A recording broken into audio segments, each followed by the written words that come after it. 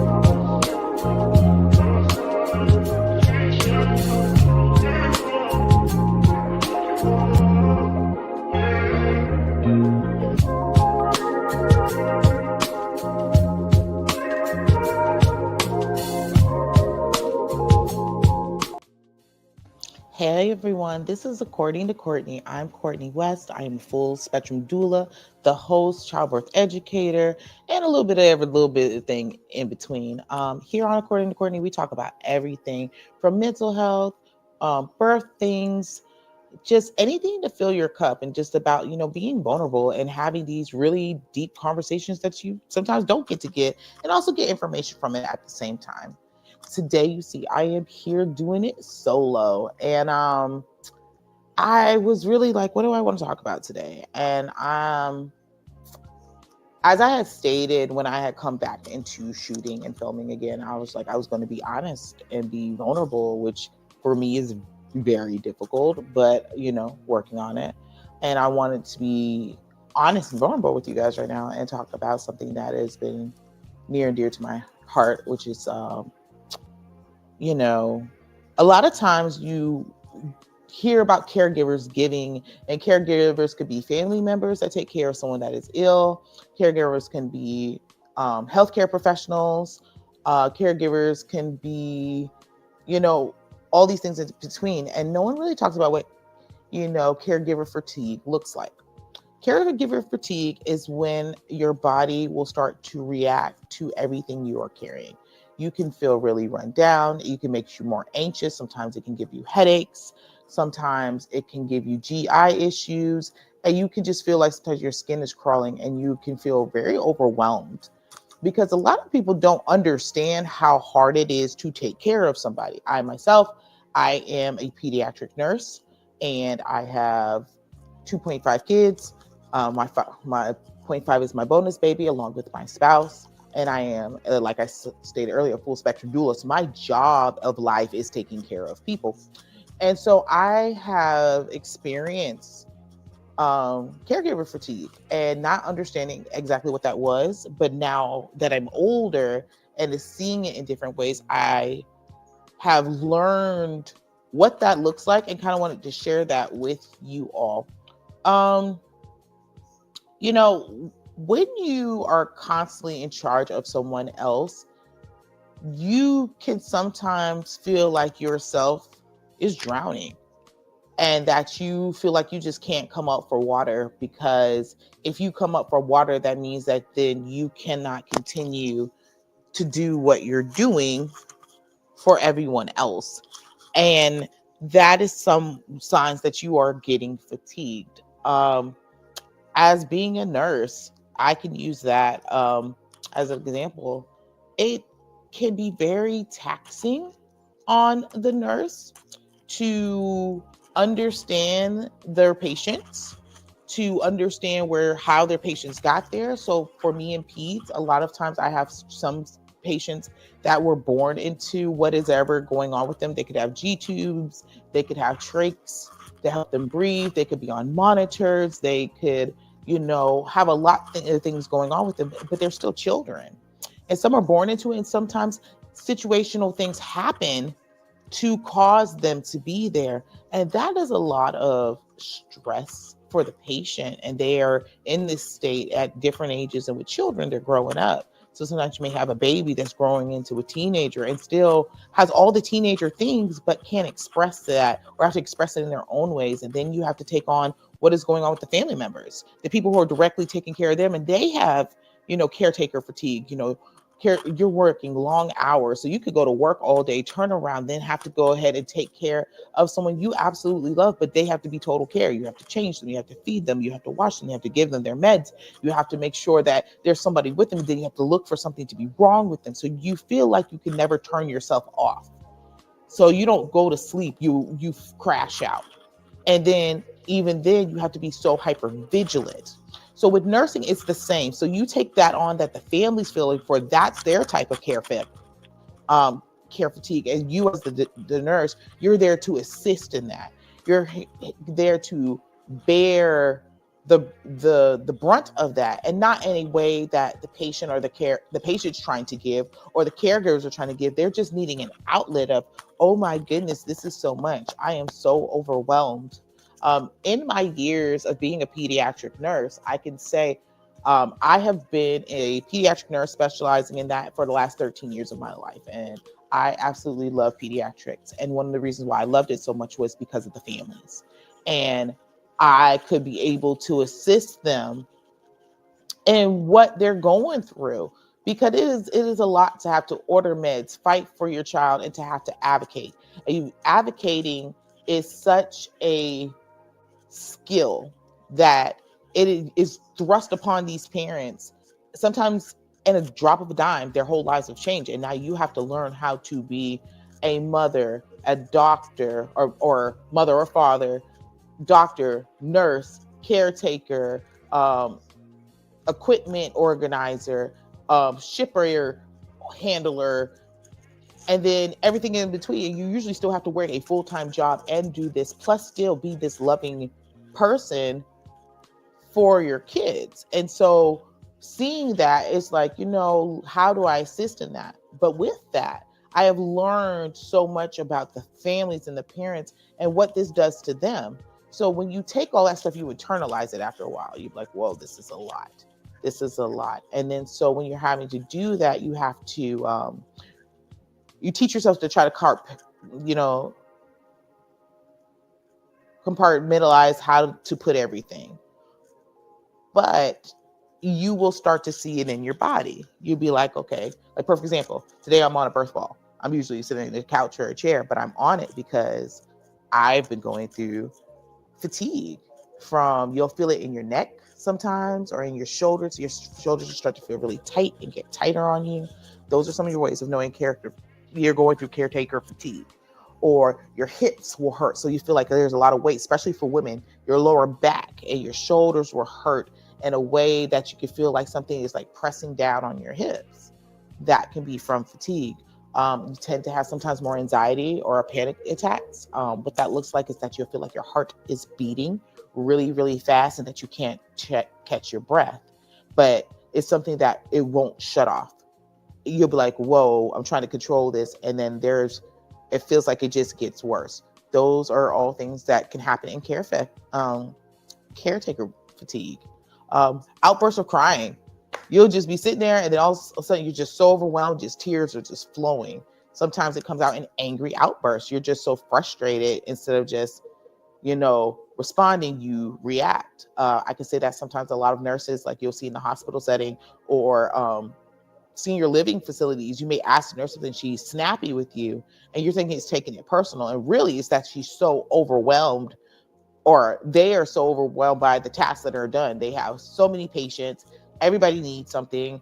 And it's not that they're not all important. It's that because they're so important, you're trying to do everything else and keep going and going and going and going and going and going. And it can make you feel just crazy, to be light of other words. It can make you feel like you're going crazy, but you're not going crazy. It just means that your body is tired and that your nervous system is revving up enough to try to send you signals to say, hey, I'm not okay. Some of the signals to be looking for, like I was spoken about, is like, the flaring of the shoulders, your neck, your hips, headaches. If you're having a headache and you're starting to track your headache, if you're having a headache that's lasting more than 2 or 3 days continuously, and you're noticing it's getting worse in certain spots, there's a problem. Your body and your brain are telling you, like, I'm too stressed. Something's going on. These are good times to check your blood pressure. If your blood pressure normally runs pretty low and you're pretty standard, and then you're really, really high, there's something going on with you. And I am not here giving you medical advice. I'm giving you medical tools to be able to say, hey, there's something that doesn't look right, and there to go to your medical professional and get some help. So with that being said, a lot of times you have to look at your signs and symptoms and be like, okay, what is going on? And then also look at what is happening. I'm going to give you an example of, what I'm going through in this point of time. I've gotten permission from my spouse to talk about this because we are very like private people. But so he it's been almost about 2 weeks. It'll be Saturday, it'll be two weeks. My spouse we had watched my interview and we were all excited and hanging out, and I went to go spend some time with my family, and he fell out, and we had to rush to the emergency room because he hit his head and went out. And we had to go to the hospital, and then we had to go to a different hospital. And being there in these situations, I'm watching two different types of responses to him and what is going on with them. One hospital responses were, really on point. Let's check him out. Let's go get a CT scan. Let's kind of go from there. What happened? What do you think happened? And trying to figure it out because, my spouse is a healthy person who is very active and, is very diligent and has never had any issues with, no major issues of passing out or anything else besides anything from like maybe dehydration because he's an athlete. So, there was just nothing in his makeup to be these things. And, after working all day and then doing this and doing that, I had to go into nurse mode with his cares and be like, okay, so we're going to run this, you're going to run this, we're going to move this, and have to be there in a space of, okay, we have to make the best medical decisions right now. You cannot move you have to stay very rational right now. You got to really put your thinking cap on. And I say this because a lot of times you never know what situation you're going to be thrown into. And that you have to stand in for your spouse or your children. And how do you move in those places? Because now you've been placed into a space to be an advocate. And I realized in that moment, a lot of people do not know how to advocate for themselves. So they're trying to ask him questions. I was like, well, he just, fell, he hit his head. Now we have, that's, a traumatic brain injury. So, asking questions, even if it's a slight one, right now, this is what it is. He may have a concussion. We need to see what's going on. So we get into a healthcare space. We went from one hospital to because it was deemed a minor traumatic brain injury. We had to transfer hospitals, and we went to that. And he went to a trauma hospital, and the stress of trying to get people to understand, like, hey, I know you see his blood pressure is elevated, and you're seeing a Black man with elevated blood pressure, so you just think this is normal, and having to advocate saying, hey, no, this is not normal for him. You need to check this out. He needs to get some medication. No, this has never happened before. What is our next course of action? And then to have people tell you things and to make sure that they go through with them it's very stressful, and it's very scary. And you have to move in a way of just like, okay, stay focused. So it doesn't matter what happens. It could be in a birth. It could be in a trauma situation. You want to be able to try to keep your head together enough to be like, okay, so what is happening? What information can I share about this person I'm with? This is their norms. These are not their norms. How do you navigate this? What are we going to do next? And then anything that is done to get it in writing. So I'm giving y'all two-part things. I'm telling you what to do, and then also why the fatigue can happen. So, because that's a lot to remember when you're panicking and when you see your loved one in danger or not doing well. So We had to go into another hospital, and he stayed in the hospital for 2.5, 3 days. And they were not going to run certain tests on him at first, and I had to advocate and say, no, let's look at the signs and symptoms. Let's look at what has happened. This person is a moderately healthy person who's not had anything in his history, has a low blood pressure. He has a high blood pressure. This has happened out of nowhere. This has caused this, and then he has, could have fractured something. How will we know if the tests aren't done? And so having to make sure that I was in these spaces to have these conversations, meaning being just at the beck and call of the hospital to see whenever the doctors do rounds, making sure the nurses are doing report on the person. Come to find out the nurses are not doing a correct report on them. Or are you checking to see how they're doing? Like it's very disturbing to go to the hospital to see that, your spouse's wounds have never been cleaned since he's been there. And everyone can see them and they're documented. So about having to advocate in those types of ways, and what that type of fatigue could do to you is that you have to, and especially for healthcare workers, for anyone, period, because I can say for like pediatric patient parents, I give them like the gold star of the gold stars because they see some things and they have to be all the things. But when you're a medical professional and you have the knowledge on top of it, it brings a different type of stress to you, because when you live it and you work it, what happens. I work with people who have epilepsy, especially within peds. I deal with a lot of seizure disorders. I've seen it multiple times. And so to know what these things can lead to is a lot, blessings for us. That's not where we are. We're in a space that we're, healing and moving on, and that I think we'll be fine in the long run. But it's also very taxing and scary. It can be very overwhelming to take care of someone that you love and then to advocate for them, and then being a nurse to then have to go do nursing, and then to come home and then you can't stop nursing. You just have to keep going and going and going.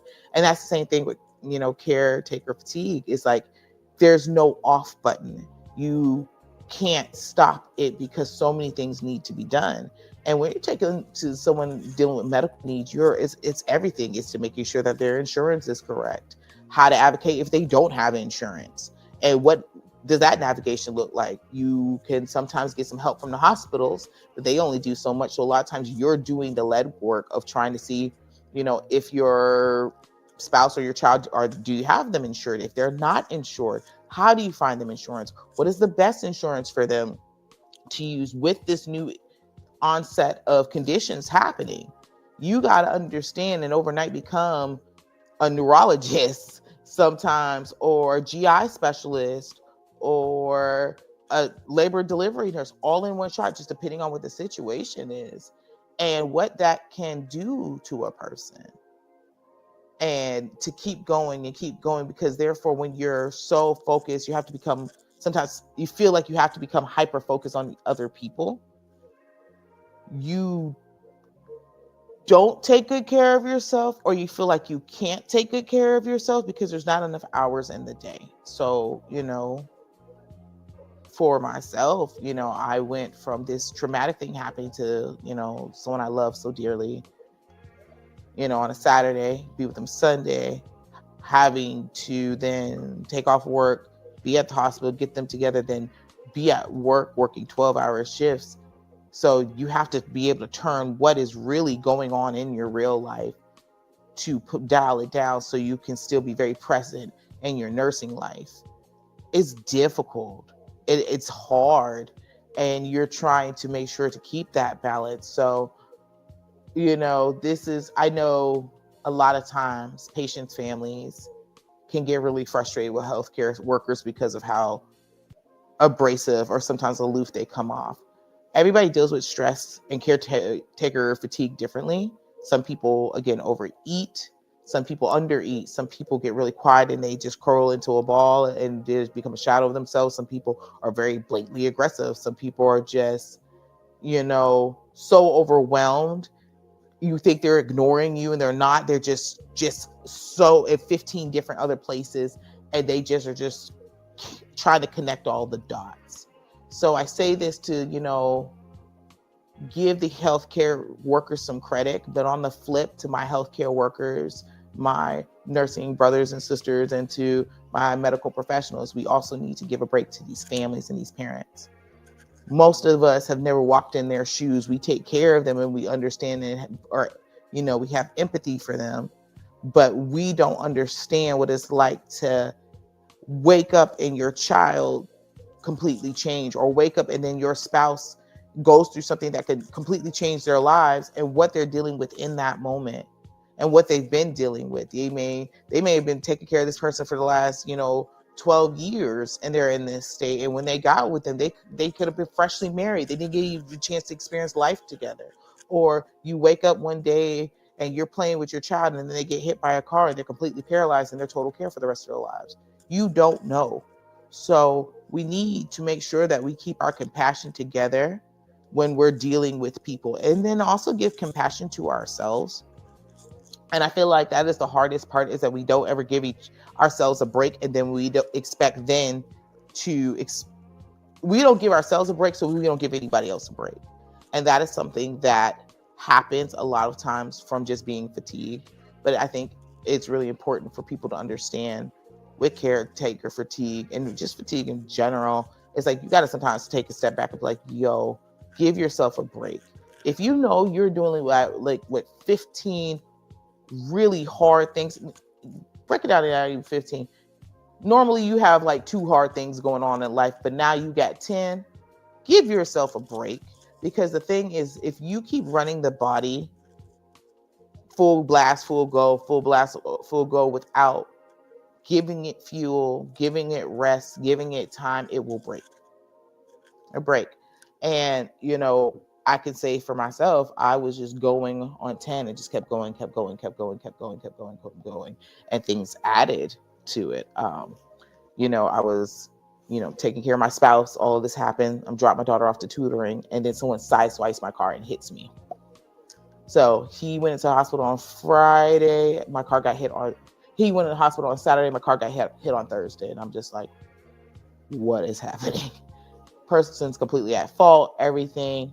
Yes, insurance was able to come in and bring it in, but that was an extra layer of stress to everything else going on. So I'm like, okay, now what I got to do now? I got to take care of my spouse, and I got to get his doctor's appointments. And now I just got in a car wreck, and now I got to make sure my daughter's okay. Now I got to make sure this is okay.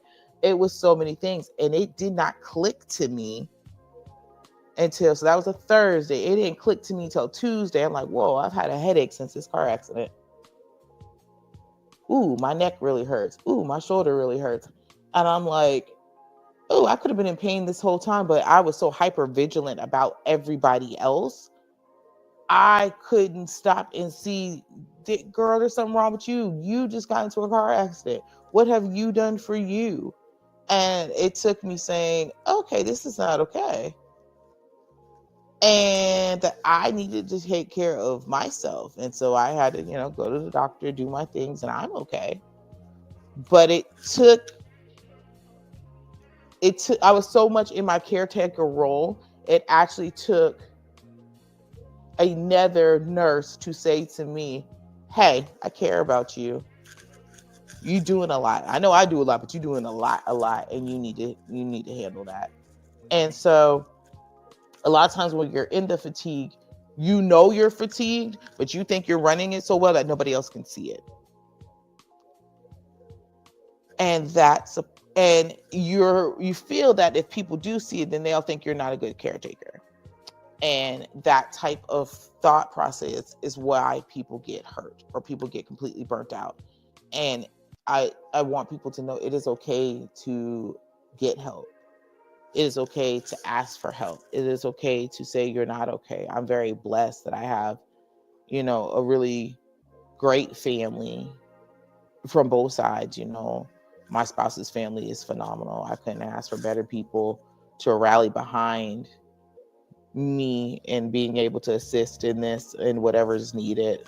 and to also trust me enough to know that, we're going to get this done. And, his medical care will always be on point, and that he'll always be advocated for. I have very blessed to have a great family between my cousin, my mom, to help out with it. I'm blessed to have great kids who, this was traumatic for them because they found him and, helped him. And, and then, I was called and came back home to deal with it, but I had to give it to my children.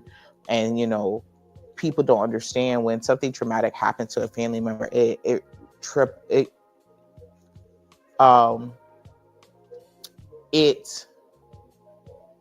trickles down to your children. And so when you're also being in this caretaker role of taking care of the person is ill at the time, you have to then sometimes ramp up the care of everyone else in the house. So I know for us, I'm a strong believer in therapy, and I'm, getting resources and help and nutrition and everything else. And so I wanted to make sure my children got their resources and make sure that their emotions were met. So, that was another piece of it. Was like, okay, I got to make sure they're good. But, when you have other people around you and you can allow people to help or ask for help, it can make the load not as heavy. Allow you to take a breath. And, I want people to know that it is okay to have caretaker fatigue. It's okay. It doesn't make you a bad person. It doesn't make you not a loving person when you're tired and you're frustrated and you're aggravated. And sometimes you're just like, I don't want to do this. I need to, I don't know what to do, or I don't know what to do with this. I don't know how to feel about this. That's all normal, and that's okay. And that's why it's important to have people to talk to and to work through things together with, and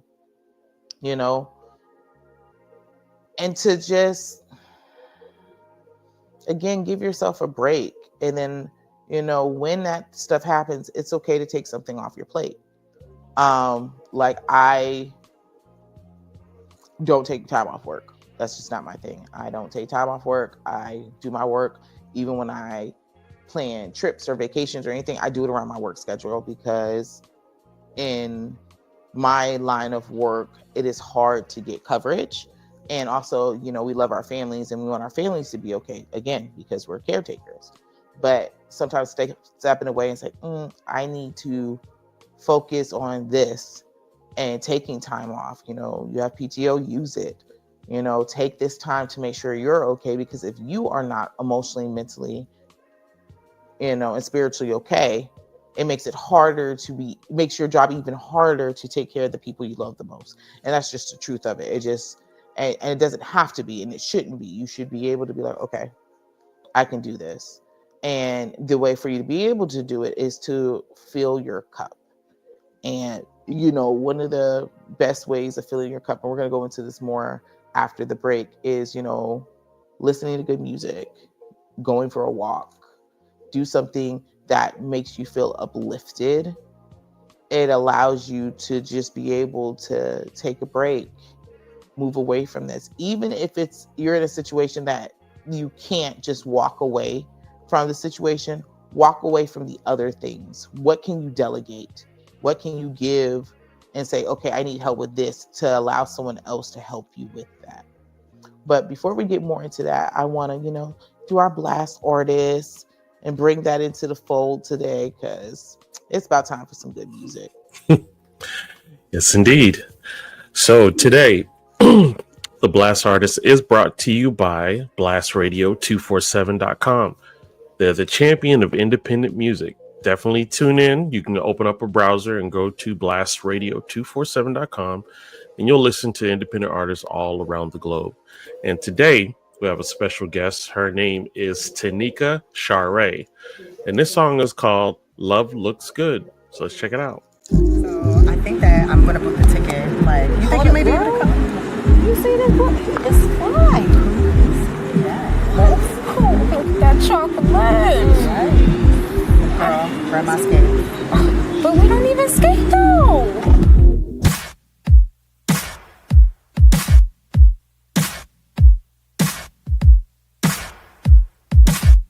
Now it's more than a vibe. 'Cause now we talking my life. Can't believe we official, baby. Yo, you made your way on my device. Yikes. Man, I thought I was through. This love ain't never been true. I don't know what to do. I'm so strung out on you. Yo, you and me made love look so good. Hey, you and me got love, and it's looking so good. I was doing alright. I wasn't even checking for nobody. Yeah, and then you came into my life, and then here you go. You were so different, baby. I decided that I'd give it a try. I tried. Tell me how this could be. Someone perfect for me. Everybody can see how I'm finally free.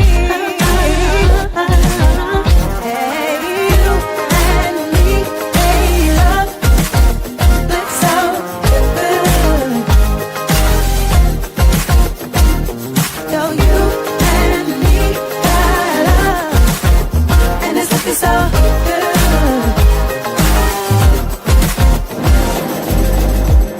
Baby, I can't believe I found you. I done gave up on love for the last time, but you came along and opened my heart, and I can't leave you even if I tried. What have you done to me? Baby, I just love you. So in love with you. So in love with you. Oh baby, when I think of you. In love with you.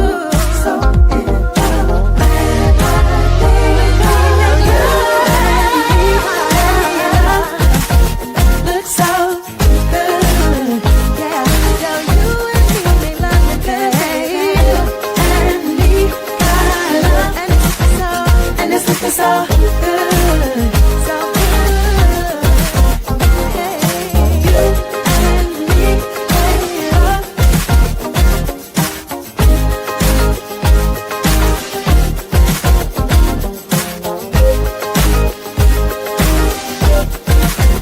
Looks so good.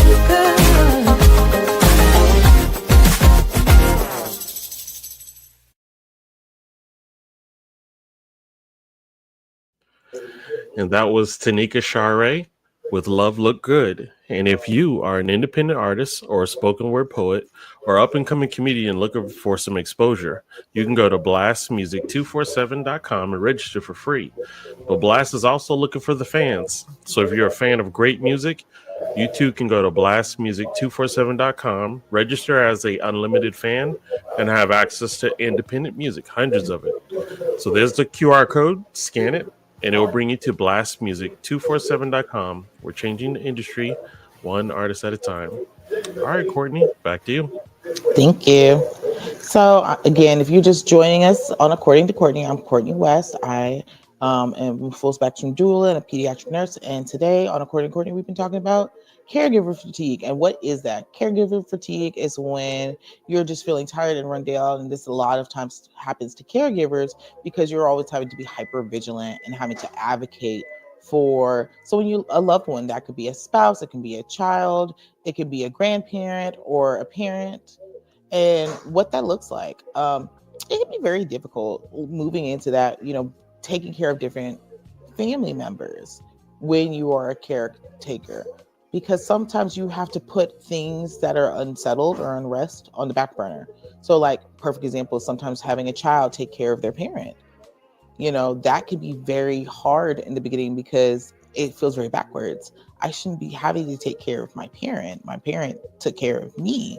And then sometimes if things were not, the relationship wasn't in the best situations, and now you're the one having to take them to all their doctor's appointments, and you have to feed them and you have to take care of them. And then sometimes with our parents and they're in older ages, they are going through dementia or memory loss and they don't remember everything, and how emotionally hard that can be. I always think it's important for caretakers to see what resources that patient has, if they have Medicaid, if they have what, because a lot of the resources help with mental health coverage, and then also getting some for yourself, because it's important to be able to talk to somebody.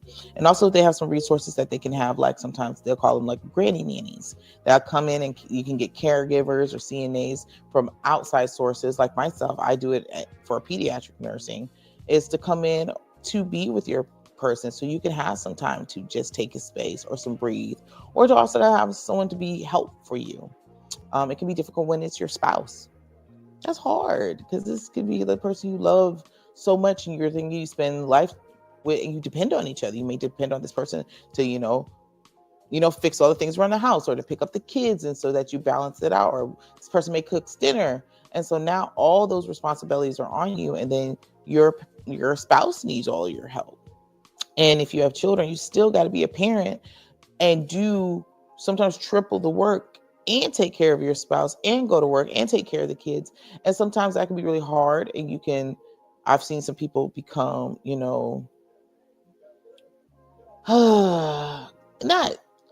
sometimes resentful. Resentful is the right word. Sometimes it's just over frustrated because it's like, oh, this is so much.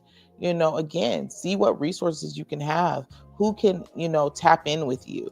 Who can you have a safe space to? Sometimes you just need to vent and get it out, or go for a walk. Walking makes such a difference, because other times we tend to do other things. Like, I'm an emotional eater. I can probably say that. It is something I have to really work at, because when things are too overwhelming, I'm like, I need something that tastes really good. I need to just eat and just because that is something I can cope with. It doesn't require me to leave my person. I can still get my work done, but I'm going to eat something good because it's going to make me feel good.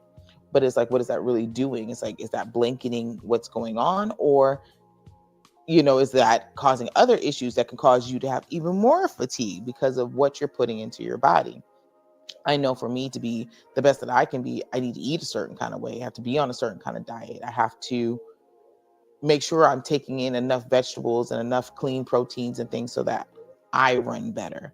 So it's about finding what works for you. And then the flip of it is taking care of your child. When as parents, we expect to take care of our children, but we expect our children to grow up and at one time need less help from us. You'll need more help in other ways. But when you have to take care of a child that is complete and total care, we love them, but it's a lot. That there's, no matter what, you're the one who will be there. If you have nursing, not nursing, you have a caregiver who can assist or not, it never stops, because you are the parent. And that's like the key thing with all of these things, with being a caretaker to a parent, being a caretaker to, a spouse or a child. It never shuts off, because they live with you and they go home with you. As healthcare workers, we get to leave it. But the fatigue is when it sets in more, is when we're out of it. So just because, you know how people say leave work at work and home at home? For a lot of healthcare workers, it's hard to do that. And sometimes we can't, because if we're out in the field and we are doing things, it's not that you can't, but sometimes you can't. You're on call. So you might get a call at 2:00 in the morning. Someone's panicking, they're having anxiety, or you got to get up and they are feeling dizzy or something bad is happening to them. You have to just go. So your body's fatigued, because you can't always sometimes get proper rest. That's why, burnout in nurses is so high. Oh, it's so high because of, caretaker fatigue. I can say from 2020 and after COVID, we had such a wipe of nurses, and it's because people were broke down after being able to trying to take care of everyone. People are dying on you, tops and bottoms and bottoms and bottoms. And then, the administration of some hospitals are telling you to bag and tag them. this one isn't going to make it. Don't even put care into them. And you're telling people who build their careers off of caring and healing off of that stuff does something to you. So seeing it by masses of masses, so many nurses get out of it because it just becomes so much. You're like, I just can't do it no more. I just can't. I don't want to. It hurts too much. It's torn up my body. My hips hurt. My back hurts. I can't sleep. It never shuts off, because then it turns into character fatigue. For some people, it turns into like a PTSD reactions to it, because they've just seen so much horror and they can't process everything. So I say that all of this to say it is okay to get some help. It is okay to say no. It's okay to give what you can give and that be enough. And that if you feel that you're taking care of someone that does require full care, that you advocate for yourself and for them to get them that care. Again, recapping, what does advocating look like? Advocating is being able to stand in the doorway and be the middle person for the person you love that needs the help, and the medical administration, and making sure that everybody understands what the other one is saying. So, perfect example, like in our case with my spouse, I had to advocate for him to make sure that he got the pain medicine he needed. He got the records pulled that he needed, and the test done that he needed. So when you're advocating for someone, there are certain things you're going to want to look for. So if you have a person who's never been sick before, comes in and something traumatic happens, you are going to want to build a story for them. The story has to tell what happened. So to do that, it'll be good to get the nurse's notes, the doctor's notes, to be able to be there attending the huddle when the doctors and their staff comes in to talk to the patient. If you can't be there in person, please have them call you on the phone so you can be there to advocate for your loved one who is there. If you are able to be there, wait. I know it can seem daunting, but you want to be able to talk to these people and plead your case to say, this is the evidence. What are we doing next? Also, ask them, what are all the tests that would need to be done usually? Or so when it's going to labor, I'll use that for example. So if they're like, okay, I want to do a C-section on this person right now. Well, what is the evidence? It's like, what is it? Do we have no time? Has she progressed? Is she not progressing anymore? Is her blood pressure in danger? Why do you want to make this decision? Same with anybody else outside of pregnancy, but just in a medical sense, what are the best options for them? For me to paint a full picture, to give this information to an outside doctor after they get here, what tests need to be run? And when you're asking that question, that allows the medical professional to fully give you everything. And then, so you have more of a choice of what you're asking for. Also, ask for everything in writing. A lot of times in the healthcare industry now, this is just something that it is, they don't tell you everything. They'll tell you a piece of what's going on and not give you the full story. So if you have everything in the medical charting that is written and you're able to be there and be present to advocate, you then know the narrative of the story. If you have any scans done, CT scans, MRIs, EEGs, you're going to want all those readings to be placed, to be the results given to you, but any imaging to be placed on CDs or disc. Why is this stuff important? Because if you don't get it by the time you leave the hospital, then it goes to medical records. Then you have to send off for medical records, and that takes time. If you have all these things when you leave the hospital, it makes it easier to paint a picture for the medical professionals of saying, hey, this is what's going on. This is what I need help with. And therefore they can read everything and see, okay, this is what is going on. Yes, they can pull their charts, but if you're giving the first time meeting with someone, you want to be able to build that so that there's no misunderstandings of what is happening and what is not happening. So it's a way to just help you out. Also, make sure you read the discharge information. If your patient or your loved one is impaired in any kind of way, do not let the hospital discharge them by themselves on their own cognizance. That's not smart. If someone can be there, make arrangements for someone to at least be with them when they leave the hospital to actually advocate to make sure they have all this paperwork, because that happens. You'll think you have everything, but unless you have someone to advocate and kind of checking through it, you won't know what you all have. And then two, to help that transition getting home. That can be a lot. See who the caretakers, if you have children, see if someone else can handle that piece of it. Can someone else pick up the kids for you so you can focus on helping your person get home, get situated, get together?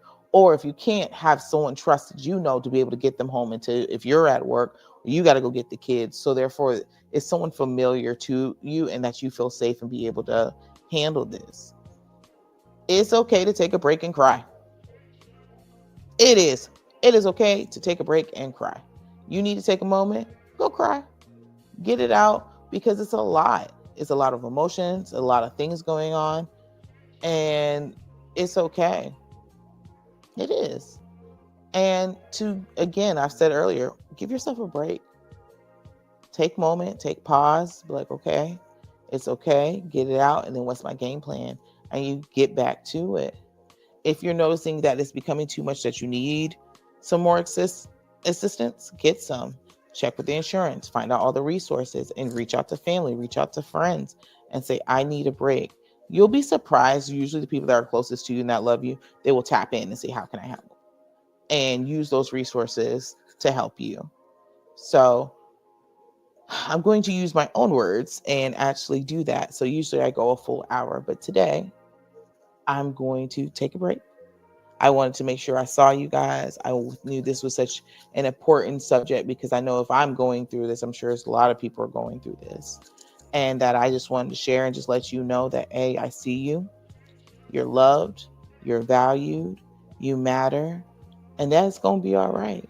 We're just taking it one day at a time. So thank you guys for tuning into According to Courtney. And I'll see you next time. You guys be blessed.